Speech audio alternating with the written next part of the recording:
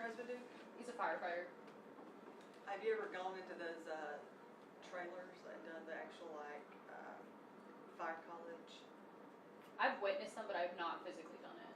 So I did a program at the fire college one time where they let you crawl into where it appears and turn the like hose on and pretend my leg cramped while I was sitting there. Oh my gosh, I think I'm gonna die. Like, cause the stuff is so heavy, and then you're on the ground trying to like and carry this hose, and that was like 10. So it was like 10 years ago, and I was in much better shape than I am now. And I'm thinking it's so harder than.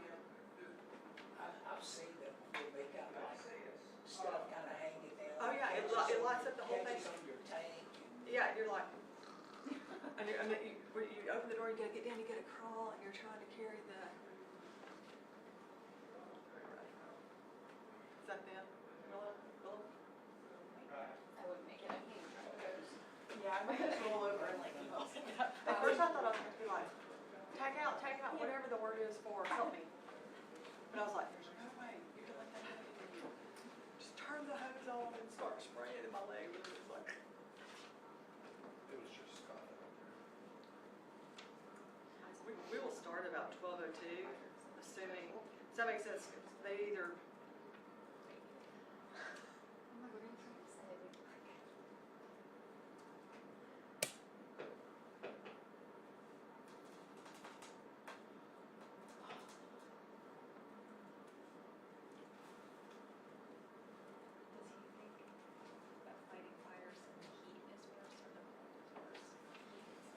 I feel so bad like during the summers when I have to go out to fires and I see them with all that gear on. I just feel so bad for them because like I'm sweating and I don't have near as many layers on as they do.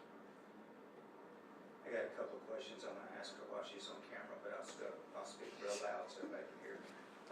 They better be easy ones. Don't ask stuff that's don't be doing some crazies back there. Those notes you gave me earlier, we couldn't get them on the camera. Okay.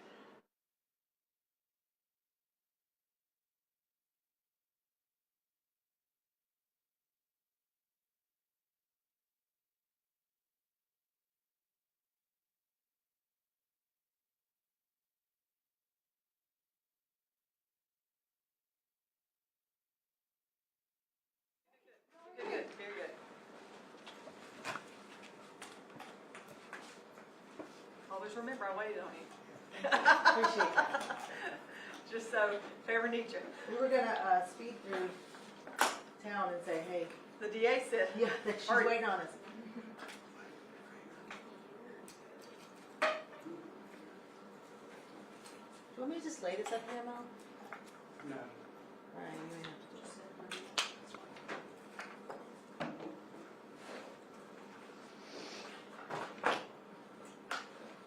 Here, just put them together. Don't keep on straight.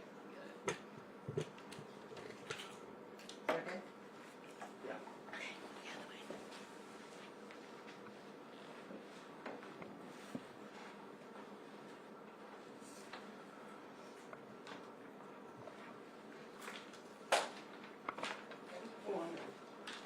Everybody ready?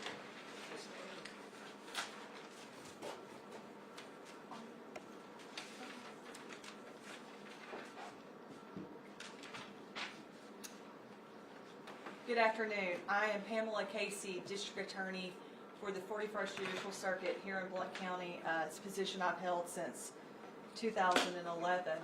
Today we saw a rare event in Alabama, and that is the sentencing of an individual to life without the possibility of parole for the sexual abuse of a child.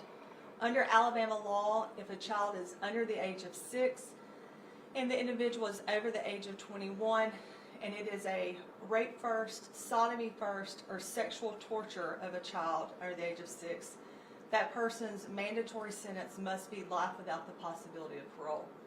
Jeffrey Gable, who is 54 years of age, was sentenced this morning to life imprisonment without the possibility of parole for the horrendous things he did to a 3-year-old child here in Blount County. He was tried to a jury of his peers several weeks ago, and that jury returned guilty verdicts on both sexual torture and sex abuse. This morning he was sentenced to life imprisonment for the sexual torture, and he was also sentenced to 20 years for the sex abuse first. Both of those being mandatory, the 20 years being mandatory minimum on the sex abuse first. You know, sadly in the state of Alabama, the only sentence where we know what an individual will get is life imprisonment without the possibility of parole.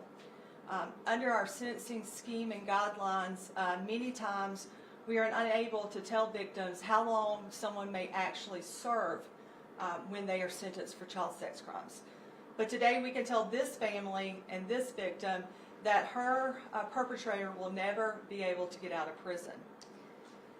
Currently, there's a pre-filed bill in the state of Alabama in the legislature that would increase the punishment for crimes rape first and sodomy first to be eligible for the death penalty if the child is under the age of 6. That's been pre-filed for the legislature, and that is a bill that will be taken up in the spring. Now, that would not have applied to this case because sexual torture is not included in that new list. We would like to see that, and we hope that the representative would consider that at some point. Now, previously, the U.S. Supreme Court has ruled that would be unconstitutional, but we believe that this state and other states are attempting to challenge that, so that anybody who inflicts horrendous crime of a child against a child, that they would be held accountable to the highest extent. One of the greatest accomplishments I feel like I have as a DA, but also one of the hardest things I do as a DA, is prosecute child sex offenders. The hardest thing is to see young children as young as 5 and 6 have to come into a courtroom and take the stand and testify against someone who commits horrific acts against them. We ask these young children to come in and sit on a stand and look at 12 men and women and tell them about the most horrific things that happened to them. People they never met before. Go into a big room they've never been in before. And recently in this county, we have been very successful, and we have been the whole time been DA, but just in the last 12 months, we've seen someone get 360 years for abusing a child, sexually abusing a child, 40 years, 50 years, 2 life sentences plus 30 years, 20 years, and today life without the possibility of parole. Child abuse and child sex abuse in this country is a pandemic. And we have to remind people that sometimes that in most of these cases I tell you about, I'm telling you about now, and even in this case, it's someone in the home with the child. It's someone they know, and it's usually someone they're related to. So today, I'm asking you, especially parents, to be aware of who is around your child, and be aware of any unusual behaviors. Be aware if you have a child who's just not acting right and doesn't want to be around a particular family member. Those things should make you pause and ask yourself why. Why does she not want to see Pawpaw? Why does she not want to keep going to visit Dad? Because even in one of these cases, it was a biological father. At this time, I'll take any questions that anyone might have. Can you just go over, just not specific, but just this particular case and kind of outline it for us? Okay. So evidence presented at trial showed that the child in this case, the mother encountered her with an actual sex toy after the defendant had left the bedroom. She had her underwear down, and we interviewed, law enforcement interviewed the victim at the Children's Center, in which she described events that that Pawpaw had done to her. I think it was mentioned in the courtroom earlier that the defense filed a motion for a new trial. State plans to respond to that. Hearing is set. What does the state plan to include in its response to that motion? Well, we'll wait to get the transcript, but we feel confident in our conviction and in the testimony elicited at trial, and it's a standard motion. Everyone's going to file a motion for a new trial outlining any reasons they have. We expect this in all cases. Especially, and we want the court to review a case where life imprisonment without the possibility of parole has been the sentence. And so absolutely intend to respond to that and present evidence at the hearing. Because a defense attorney is basing this on there was a lack of sufficient evidence to support a finding that the defendant sexual torture and abuse. Because there was no penetration. How do you plan to argue against that? Well, almost every defendant argues there was not sufficient evidence at the conclusion of the case. 12 men and women from Blount County were impaneled in this case. And they listened to this young lady, I say young lady, she was 3, she was a baby, go into the Children's Center and talk about what had happened to her.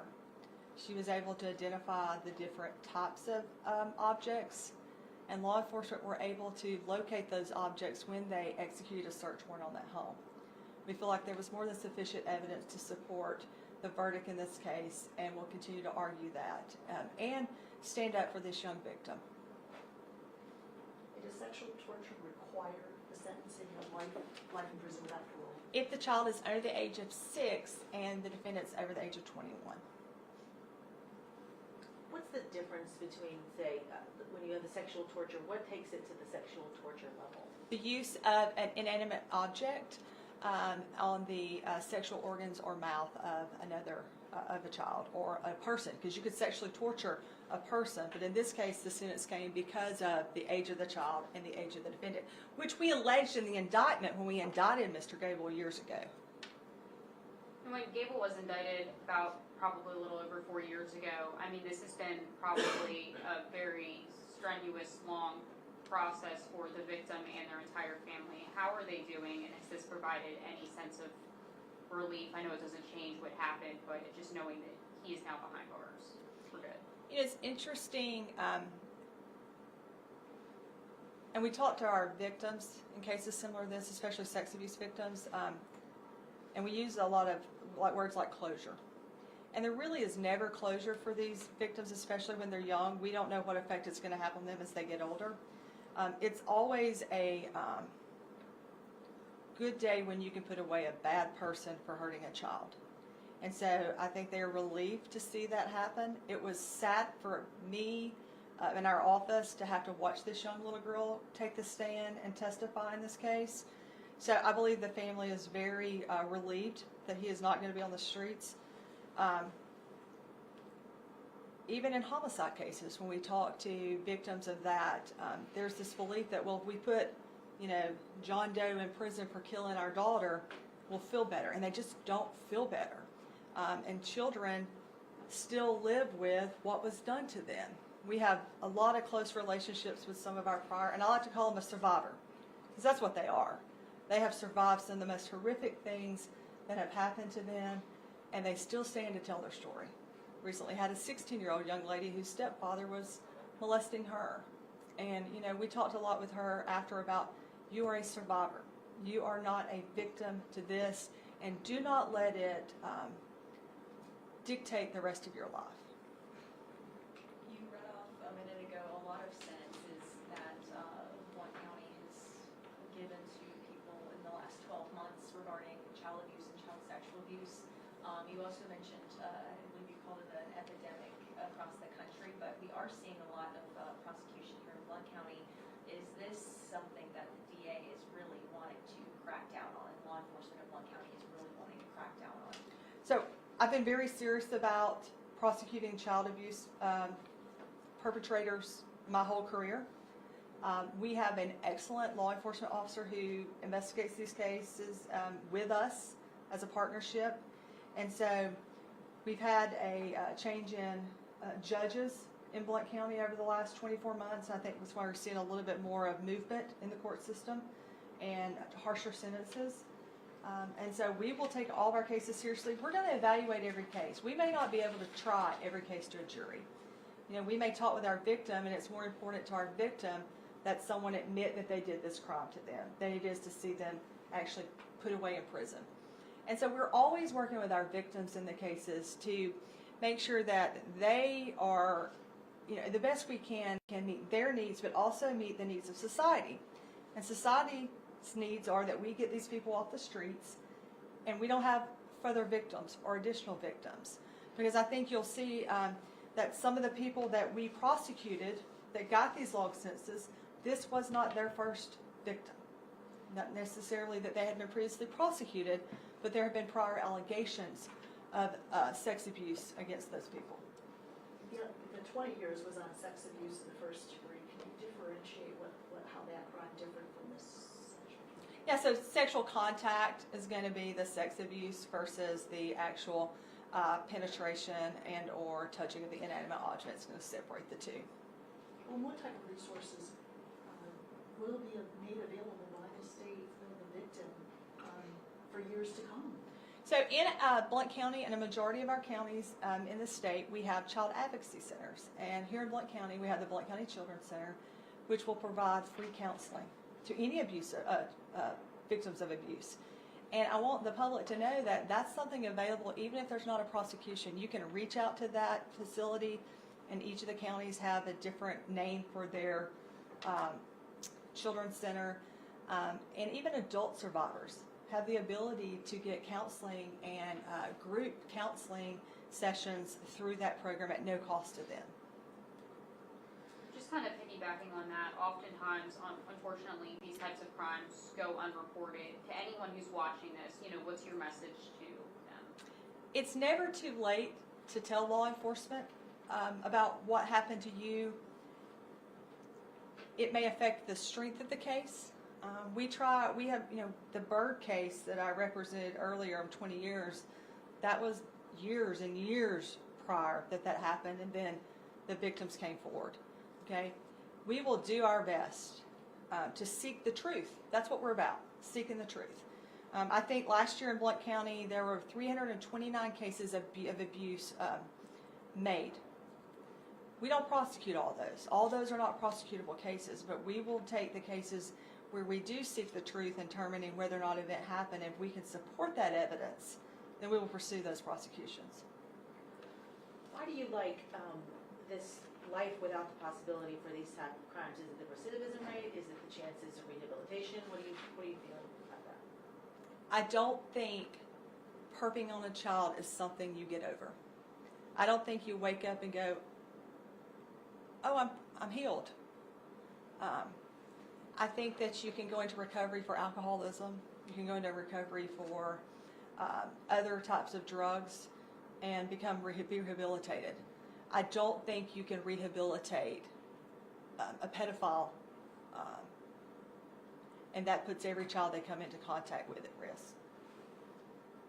And there's a reminder, because while I got you, Christmas time is coming, and you're going to start buying phones and all these devices for your kids. If they're not in the home, the perpetrators we see, a lot of them, they're meeting perpetrators online. And you got to make sure that you're taking those steps to protect your kid. If you wouldn't open your front door and let a stranger walk in, go upstairs, and sit down in your daughter's bedroom, then you really should be taking those cell phones away from them at night, because they're meeting and talking to people. And it's always the parents that I hear say, I never would have thought my child would have communicated or been on that app. We have to take control of that before it takes over this generation. Thank you, guys.